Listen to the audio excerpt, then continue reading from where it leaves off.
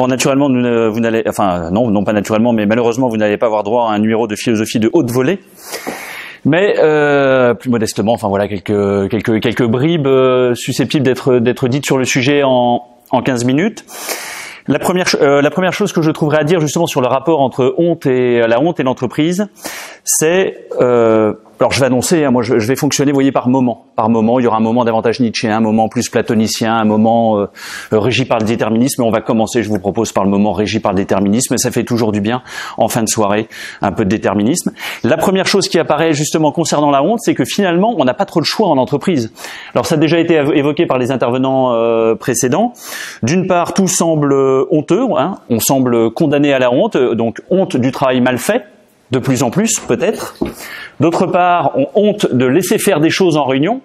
Moi-même, je garde en souvenir un certain nombre de réunions, si vous voulez, où par exemple le manager supérieur hiérarchique s'en prend. Alors on n'a pas tous les tenants et aboutissants, mais à une personne ça nous paraît démesuré, où il le vire, où il traite mal telle ou telle personne, et puis on est plus ou moins paralysé. On ne dit rien, on se dit il doit y avoir des éléments qui nous échappent. Ceci, c'est là, on n'ose pas, on ne bouge pas.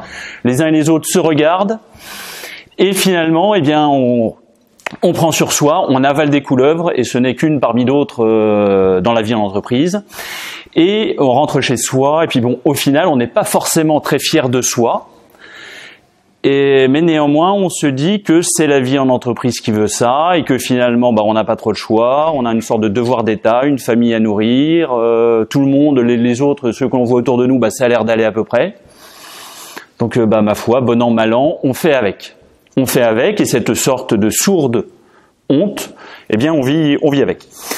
Le syndrome de l'imposteur évoqué par Bruno. C'est pas moi, prétendu philosophe en entreprise. Moi, je serais le mieux placé pour vous en parler. Hein. Qu'est-ce qu'un philosophe en entreprise? Philosophe, naturellement, c'est le projet d'une vie, donc c'est extrêmement compliqué à porter. Mais déjà, un manager, la responsabilité d'une équipe, la responsabilité peut-être au sens large, c'est déjà une bien lourde responsabilité. Donc, ce syndrome de l'imposteur, très bien.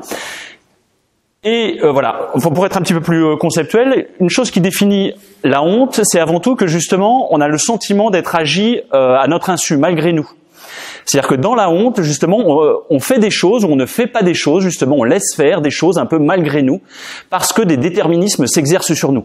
Déterminismes sociaux, du conformisme social, vous voyez, dans la réunion, personne ne bouge, je vais pas bouger non plus.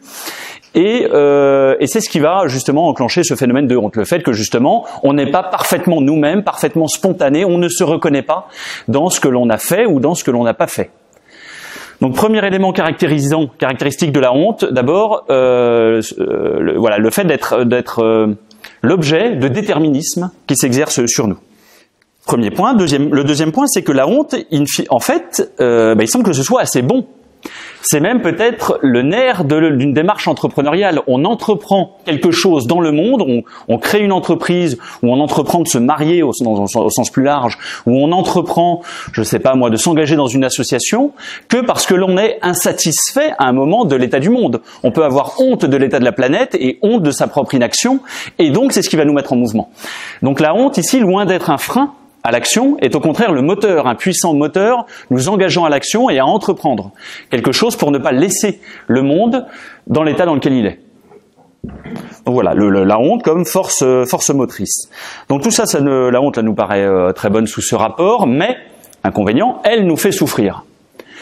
Elle nous fait souffrir, et c'est pour ça que depuis des siècles et encore aujourd'hui, les sagesses et même certaines formes de religion, par exemple typiquement tel le bouddhisme, nous apprennent à nous blinder à ne pas avoir honte et à ne pas éprouver de passion ou éventuellement de certaines émotions qui seraient susceptibles justement de troubler notre tranquillité intérieure.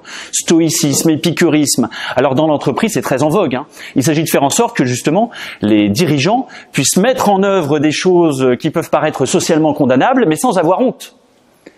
Sans avoir à se poser de problèmes de conscience, sans quoi éventuellement on peut leur payer les services d'un coach qui les aidera à revisiter leurs croyances limitantes pour mieux se sentir en adéquation avec leur environnement de travail et enfin libérer leur potentiel de progression au sein de l'entreprise. Et donc toutes les stratégies sont bonnes pour essayer de de récuser, si vous voulez, ce sentiment de honte, faire en sorte de ne plus avoir honte. Donc il y a deux moyens de pas avoir honte. Le premier, je vous le disais, c'est de faire en sorte de se blinder. On se fait une sorte de cuirasse professionnelle, on se dit que c'est comme ça, on se fait une raison, donc on peut recourir, donc on va faire appel en entreprise à des philosophes, on va faire appel à du développement personnel, on va promouvoir éventuellement la méditation pleine conscience, très en vogue aujourd'hui dans les entreprises, qui présente l'avantage de dire à tout le monde, finalement, le bonheur est à portée de main. Et le problème, il est pas tant dans l'organisation, le mode de management, finalement, dans l'endroit et le type de management, d'organisation dans lequel tu es, finalement, tu es pour une part responsable de ce qui t'arrive. Tu n'es peut-être pas responsable de la tête que tu as, mais tu l'es de celle que tu fais. Et donc, pour une part, finalement, en méditant, en te recentrant sur toi-même, je sais pas moi, en faisant un travail sur toi-même, ou via de la religion éventuellement, tu peux trouver une forme, une manière justement par un travail sur soi, de ne plus être affecté par ce type de passion, qu'est la honte. Et donc un idéal humain, proposé par un certain nombre de sagesses mondaines, consiste à récuser ce sentiment de honte qui serait douloureux. Et donc finalement, qu'y a-t-il de mal à vouloir faire en sorte que l'homme ne souffre moins ? Et au nom du bien-être en entreprise, eh bien, on peut proposer justement un certain nombre de dispositifs permettant aux gens de moins souffrir, et notamment, du coup, d'avoir moins honte. Donc la première solution pour moins souffrir et avoir en l'occurrence justement moins souffrir de la honte, c'est de se blinder. D'accord, via du travail sur soi, personnel, je viens d'en parler. Une autre solution, ça peut être également de mieux agir. C'est-à-dire que si j'ai honte, eh bien si j'agis d'une manière plus conforme en tout cas à mon idéal humain ou à ce que j'estime qu'il devrait être, eh bien j'aurai moins honte si justement je passe à l'action, si je me réforme, si je me reprends, si je me corrige. Et c'est le propre justement de l'humain que de pouvoir se reprendre, de ne pas être seulement le jouet de déterminisme, mais de pouvoir se corriger, de pouvoir agir sur le monde sans pour autant se couler dans le monde, dans le cours du monde tel qu'il va. Donc première solution, se couler dans le cours du déterminisme. Eh bien les choses vont dans ce sens finalement, moi, petite goutte d'eau, qui puis-je ? Et donc je vais me recentrer sur ma personne, il n'y a rien à faire. Et je vais trouver des stratégies pour ne pas avoir honte, pour ne pas souffrir de cela. Ou alors au contraire, je prends mon courage à deux mains et je m'immerge dans l'action en essayant de me réformer moi-même et en essayant de réformer le monde. La honte ici donc peut apparaître en tout cas inhibante. Et amener à ne pas être soi. Alors là, sous l'angle où finalement quand on a honte, c'est parce que on n'est pas conforme à un certain modèle humain. Un modèle humain qui nous est présenté peut-être pour une part, soit par la société, un idéal qui peut nous être présenté par la religion, par la famille, par un certain nombre de nos propres réflexions éventuellement. En tout cas, un idéal que l'on se fixe en deçà duquel on se trouve. C'est-à-dire qu'il y a toujours cet écart entre le devoir-être et puis ce qui se trouve être factuellement et qui est souvent en deçà. Et ça vaut pour les entreprises. Il y a ce qu'elles s'imaginent être, notre philosophie d'entreprise, voilà comment nous on s'imagine, notre ambition, notre mission, notre vocation, etc. Et puis concrètement, l'écart avec la pratique peut être relativement important. Donc une question qui se pose, c'est du coup pourquoi est-ce qu'on veut nous faire prendre pour nécessaire quelque chose qui n'est que possible ? Pourquoi nous faire croire que l'on est déterminé à avoir honte, que l'on serait condamné à la honte en tant qu'humain, condamné à la culpabilité, condamné peut-être par de la morale à ce sentiment de honte ? Eh bien peut-être justement par un souci, dirait Nietzsche là pour le coup, un souci une volonté de puissance, un souci de domination de certains qui, ne pouvant user de la force, essayent de contrôler les autres en instaurant, distillant une forme de morale. Alors il y a la morale traditionnelle que l'on connaît, mais il y a également dans nos entreprises justement des morales. Il y a des choses qui sont bien, des choses qui sont mal. C'est ce qu'on appelle aujourd'hui le savoir-être, qui sont une nouvelle forme de morale revisitée et qui vont permettre de contrôler socialement par intériorisation des normes et des contrôles. C'est ce que l'on appelle également la culture de l'entreprise, qui va permettre à chacun finalement de contrôler les individus sans avoir à passer par de la contrainte hiérarchique. Les personnes vont s'auto-censurer, s'auto-réguler parce qu'ils ont compris qu'effectivement, il était bon, soit pour eux, soit pour l'entreprise dans laquelle ils évoluent, de se conformer plutôt à tel type humain, à tel standard. Et s'ils ne s'y conforment pas, du coup, ça va générer chez eux un sentiment de honte, de sorte qu'ils vont s'auto-censurer, s'auto-réguler. Donc pas de honte sans morale, pas de honte non plus sans métaphysique. Hein. Une fois de plus, ça suppose justement un décalage entre un idéal de soi et puis la réalité. Et là-dessus, ce que nous dirait Nietzsche, mais c'est pourquoi vouloir aspirer à quelque chose qui n'existe pas, quelque chose qui n'est pas encore, qui ne sera peut-être jamais. Pourquoi il serait tellement plus simple d'accepter la réalité telle qu'elle est. Telle qu'elle est, de se lever dans le, effectivement, d'épouser la nécessité. Il faut arrêter de rêver à des arrière-mondes. Si vous êtes fort, si vous êtes dominateur, assumez-vous tel que vous êtes. Et si, parce que vous êtes fort, vous devez écraser des gens qui se trouvent être factuellement moins forts, c'est la vie, quelque part. Et c'est au nom, justement, d'une certaine forme de morale qui génère la honte qu'on essaie de se respecter plus ou moins les autres en entreprise, dans le monde tel qu'il est. Non, ce serait pas gentil, lui, de l'écraser. Et si je l'écrase, j'aurais honte. Parce que justement, on a intériorisé tous ces codes sociaux, toute cette métaphysique, cette morale, éventuellement professionnelle. Et si l'on était débarrassé de toute morale, comme y inviterait volontiers Nietzsche, on s'assumerait justement tel que l'on est, on laisserait libre cours à l'expression de sa nature. Si on est dominateur, en dominant, sans avoir à se reprocher quoi que ce soit. Et on peut se demander si le grand professionnel dans les entreprises que nous connaissons, ne serait pas justement celui qui, lui, ne s'embarrasse pas de scrupules. Des scrupules que les autres ont. C'est-à-dire que, j'avais vu des études sur ce sujet, à savoir que les grands leaders, eux, ils ne respectaient aucune des règles des règles du leadership qui y est enseigné dans leur propre entreprise.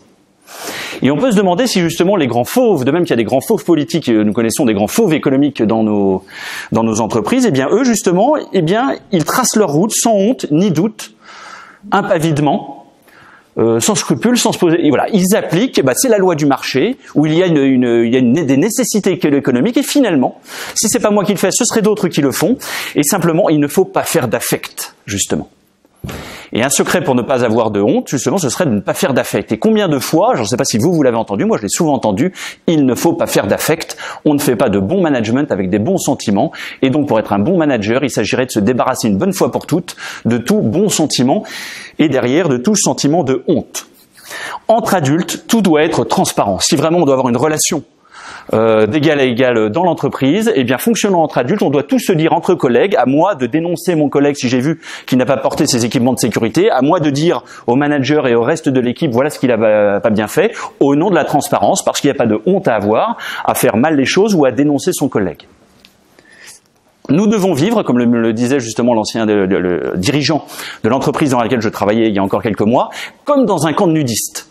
Au nom de la transparence, alors il y a comme là un vieux rêve peut-être post-68 heures, je ne sais pas, on doit vivre finalement en étant totalement transparents les uns à l'égard des autres, parce que justement on doit se vivre entre adultes. On se souvient tous de la phrase de l'ancien PDG de Google, Eric Schmidt, qui disait finalement ne se soucie de leurs données personnelles que ceux qui ont des choses à se reprocher. Mais finalement, si on n'a rien à se reprocher, très bien, soyons complètement nus, soyons mis à nu, il n'y a aucun problème à être espionnés à notre insu par des camarades ou en entreprise, à ce que nos emails soient lus, etc., puisqu'on n'a rien à se reprocher normalement.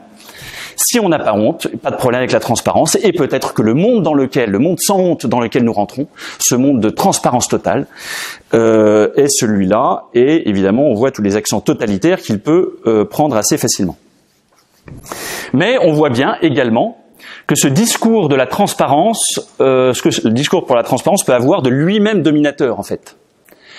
C'est-à-dire que les entreprises utilisent parfois cet argument de la transparence totale justement pour dominer, c'est-à-dire maîtriser les uns et les autres, sachant parfaitement soit ce que le consommateur fait, ses goûts, via des algorithmes derrière, la collecte de big data que vous connaissez tous, ça permet justement de maîtriser un peu les comportements de pouvoir avec du prédictif, anticiper les comportements des uns et des autres.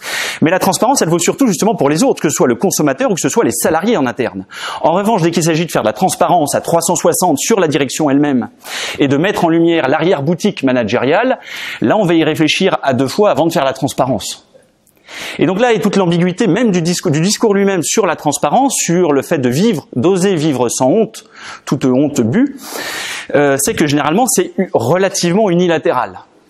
Et rares sont les... Mais, dans une perspective nietzschéenne, le surhomme, lui, justement, il assumerait jusqu'au bout cette transparence totale, mais bien peu, y compris en entreprise, ils sont prêts.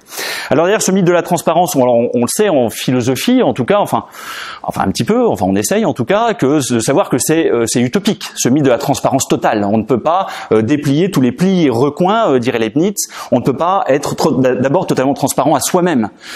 Finalement, la transparence ne porte jamais que sur une apparence que donnent les uns et les autres, et les individus n'étant pas réductibles à ce qu'ils montrent d'eux-mêmes, enfin voilà, de même qu'il y a un écart entre la réalité et puis l'apparence, à ce que je suis, à ce que je montre de moi-même à un instant T, et bien de même, on n'est déjà pas à la base transparent à soi-même. Ce mythe, finalement, c'est celui d'avoir une vie angélique, de cette sorte de rêve d'une société parfaitement transparente à elle-même, dans laquelle il n'y ait ni honte, ni pudeur. Société totalement transparente dans laquelle il n'y aurait que des anges, c'est-à-dire seuls les anges. Il y avait un grand débat au Moyen-Âge sur le langage des anges, et l'une des conclusions à apporter, c'était que finalement il n'y a que les anges qui peuvent se passer en tout cas de la parole verbale, enfin extérieure, parce que justement eux étant parfaitement transparents les uns aux autres, ils savent déjà avant même que ça ait été verbalisé ce que pense l'autre. Puisque n'ayant pas la matérialité du corps, il n'y a pas cette opacité qui nous permet de distinguer, d'avoir une apparence distincte de ce que nous pensons réellement. Et donc il y a comme une honte que nous avons à ne pas être des anges, ou au minima à ne pas être comme des dieux, dans cette aspiration à la transparence totale. Honte prométhéenne de ne pas être des dieux et de ne pas être aussi infaillibles que des robots. Et derrière la vogue du transhumanisme, il peut justement y avoir cette négation de notre carnalité, du fait d'avoir une chair, de n'être que des animaux, à terme de devoir nous reproduire de manière sexuée, d'en être encore à devoir en passer par une reproduction par exemple animale, de devoir encore nous nourrir, de devoir dépendre d'un père, d'une mère, de devoir dépendre d'une nourriture, de ne pas être donc comme des dieux, c'est-à-dire autosuffisants. Bon, je sais plus, je parle comme ça. Autant pour moi. Et donc voilà, est-ce que tout ça, finalement, cette société ne serait pas, vous voyez, ne recouvrerait pas une forme de honte prométhéenne de n'être ni des dieux, ni aussi infaillibles que des machines. Et donc notre rêve serait l'infaillibilité mécanique. Donc 2 excès, nous dit Platon à cet égard. Il y a 2 excès, si je schématisais, il faut à la fois exclure la honte et vivre évidemment uniquement dans la honte. Platon distingue, dans vos vieux souvenirs de terminale, trois éléments dans l'âme. Il compare l'âme à un char ailé, si vous voulez. Il y a d'une part notre âme, elle est comme il y a un cavalier blanc, il y a un cheval blanc qui va de l'avant, qu'il appelle l'épitumia. Et il y a un cheval noir qui, lui, a tendance plutôt à se cabrer, donc à résister, à freiner, à résister aux évolutions, si vous voulez. Ça, c'est ce qu'il appelle le thumos. Et l'idéal, c'est que tout ça soit arbitré par la raison, l'intellect, qui s'appelle le nous. D'accord ? Donc une âme équilibrée, c'est une âme dans laquelle à la fois il y a cette capacité à aller de l'avant, cette propension à dire oui au monde, à dire oui à l'action, à dire oui aux uns et aux autres, mais aussi la capacité à dire non, à refuser des choses. Et l'âme équilibrée, c'est celle qui donc parvient à juguler tantôt l'un, tantôt l'autre. Et aujourd'hui, ce que constate l'écrivain anglais C.S. Lewis dans l'abolition de l'homme, il parle d'homme sans thorax, parce que oui, Platon situe l'épitumia au niveau du thorax. D'accord ? Et ce que voit advenir dans le monde moderne C.S. Lewis, c'est un monde d'hommes, je vais en finir par là, d'hommes sans thorax, c'est-à-dire qui ont perdu cette capacité d'indignation, cette capacité de se scandaliser, justement par volonté finalement de se couler dans le monde tel qu'il est, de vouloir de ne pas vouloir faire de vagues, de ne pas vouloir, justement de ne pas souffrir et donc de ne plus être animé de passion d'aucune sorte. Et donc sommes-nous justement ces hommes parfaitement évolués, ces surhommes un petit peu nietzschéens qui n'éprouveraient plus ni honte. Voilà, j'en ai fini, chers amis, merci de votre attention.